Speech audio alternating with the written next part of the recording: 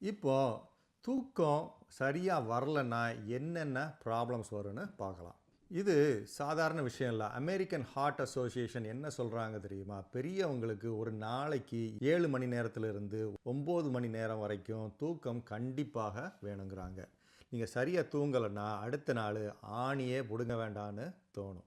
Insomnia அதாவது தூக்கம் இல்லாதவங்களுக்கு இதயம் நோய் வர்றதுக்கு 45% அதிக வாய்ப்புகள் உண்டு. அது மட்டுமல்லாமல் அடுத்த 4 வருஷத்தில் ஸ்ட்ரோக் வர்ற வாய்ப்பும் 54% அதிகம். நீங்கள் ஆழ்ந்து தூங்கும்போது உங்கள் இரத்த அழுத்தம் இயல்பாகவே சுமார் 10லேருந்து 20% குறையும். இது உங்கள் இதயத்திற்கும் இரத்த நாளங்களுக்கும் மிகவும் தேவையான ஒரு ஓய்வை அளிக்கிறது. உங்களுக்கு போதிய தூக்கம் இல்லையெனில் இரத்த அழுத்தம் நீண்ட நேரத்திற்கு அதிகமாகவே இருக்கும். இது காலப்போக்கில் உங்கள் உயர் இரத்த அழுத்தத்திற்கு வழிவகுக்கும்.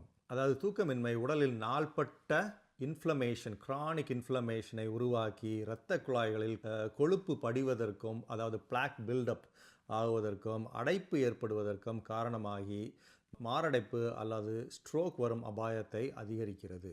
அதே மாதிரி மன அழுத்தத்தை உண்டாக்கும் கார்டிசோல் போன்ற ஹார்மோன்களை கட்டுப்படுத்த தூக்கம் உதவுகிறது. அதே மாதிரி பசியை தூண்டும் மற்றும் பசியை கட்டுப்படுத்தும் ஹார்மோன்களை தூக்கம் சீராக்குகிறது.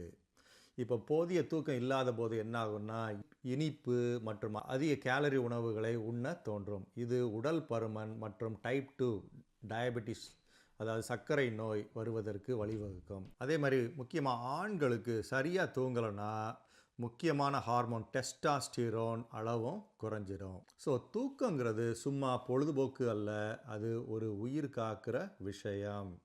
அதனால குறைந்தது 7 மணி நேரத்திலிருந்து 9 மணி நேரம் தூங்க வேண்டும்.